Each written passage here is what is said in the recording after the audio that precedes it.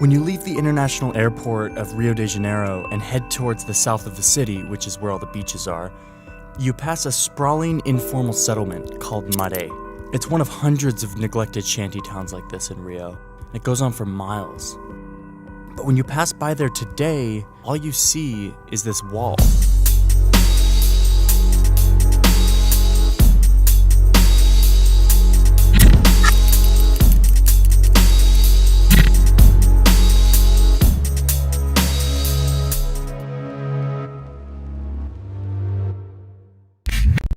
Look at this map of Rio. Here's the part that you probably know. It's the South Zone. It's where all the iconic beaches are. Mare is in Rio's North Zone, which is where most of the city's poor live. A barreira acústica, a ideia, segundo eles, era para poder barrar o som, porém é nítido que essa barreira, o único intuito dela é para quê? Para que as pessoas que saem do aeroporto do Galeão e vão sentido a Zona Sul não consigam ver a realidade da cidade. They don't have sewage systems, they don't have housing rights, they don't have anything. But, the city is really concerned about how loud the cars are. So because they're worried about, the ears of the poor people that don't have food in their stomach. The city just installed a big new school in this community a few months ago. You'll note that when we get to this part of the highway, the wall becomes totally transparent, giving us a perfect view of the shiny school. Every time international attention comes to Rio, the city scrambles to build up infrastructure around tourism for visitors to see that it's this amazing city. The problem is, the visitors will come and they go, but the people of Rio are here to stay. And they're frustrated. They're frustrated that their government will spend so much money to build up certain parts of the city and completely neglect others. The Olympics is no different in this case. In fact, it's probably the biggest excuse Rio has to pour tons of money into making the city look good. This is Patricia. She rides the buses here in Rio and has noticed a major change in the bus routes recently. It used to be a line who left Ramos, who is in the North Zone, to Cosme Velho, where we have the Christ. And this line was extinguished. Patricia is showing me a few examples of the 11 bus lines that were cut between the poor North Zone and the touristy rich South Zone, all in preparation for the Olympics. It's now much harder for a resident of the North Zone to get down to the beaches of Ipanema or Copacabana.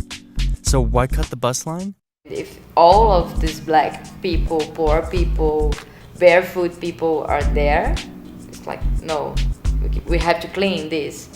And they always wanted to clean, but now they have a purpose, they have a deadline to do this. If discriminatory bus lines are bad, here's where it gets worse. So back to this map. Out here in the west is a place called Barra. R's are pronounced like H in Portuguese. This is a new part of the city where a lot of the Olympics action is happening. It's where the Olympics Park is going to be built. And because of this, it's home to what one real estate publication is calling a cosmopolitan awakening. Tons of real estate investment. And of course, a bunch of dramatic promotional videos to go with it.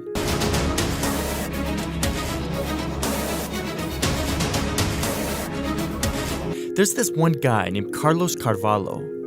He's a real estate developer, and he owns 64 million square feet in Baja.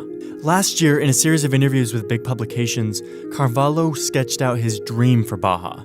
His goal is to turn this place into a new Rio, a city for the elite, of good taste, noble housing, not housing for the poor. This guy's the 12th richest person in Brazil, and he's got a ton of political influence to make his dream happen. Here he is with Rio's mayor, whose re-election campaign he generously donated to. They're just, looking over plans for how they're going to reshape Baja. But there's one big problem for people like Carlos Carvalho and his dream to make Baja a haven for the rich. If your interest is in land value, the less poor people you have in your land, the greater value you can give it to it. They think of the city as a place for you to invest in, not a place for you to live in. Over the years, little settlements of a few hundred families have popped up in Baja.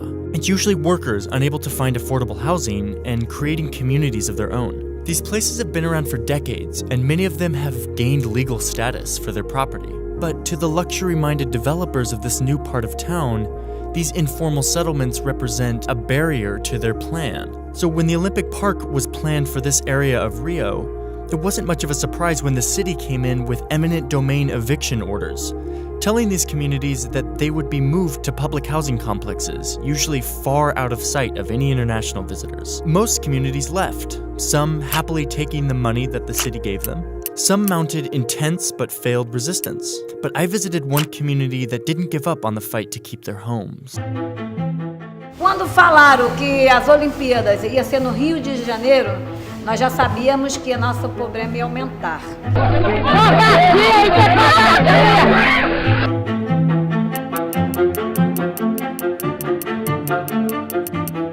Villa Autódromo was a community of around 600 families near where the Olympic Park is being built. It's not on the actual park property, but it's in the site of the park. This is what it looks like today.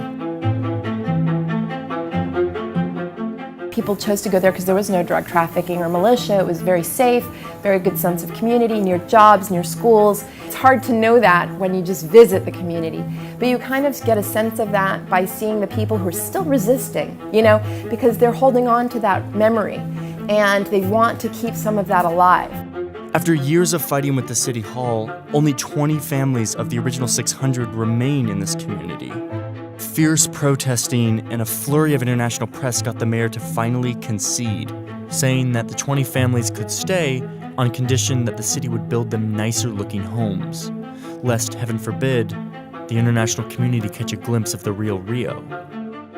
Tínhamos árvores frutíferas que nos alimentavam, que nós plantamos, e não temos, vamos ter que refazer isso tudo novamente. Cada canto daquela casa foi construído com muito carinho, as árvores, as plantas. O que impede a Vila Autódromo de permanecer do lado do Parque Olímpico? É alguma razão urbanística? Não, não é. É uma razão uma razão dos interesses econômicos que estão ligados à valorização imobiliária. Não tem outra razão. Apesar de eu ter me preparado antes, eu sabia que um dia minha casa ia ter que ser demolida, mas para mim esse período foi o pior momento de toda a luta. Through the long fight, some of Villa Autódromo was able to stay.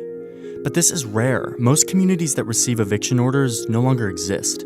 At least 77,200 people have been removed from their homes in Rio de Janeiro since 2009. That's according to government data. And much of this is to make way for infrastructure and real estate projects associated with the World Cup and the Olympic Games. So it's kind of a shame because the Olympics ends up coming in and kind of whitewashing areas and creating and reframing them.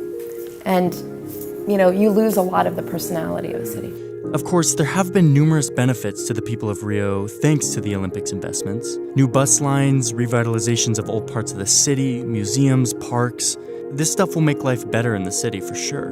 But in the end, billions of public dollars that were supposed to benefit the people ended up bowing to the interests of a few people with a lot of money. And instead of investing in the underserved, Rio will once again hide them from view.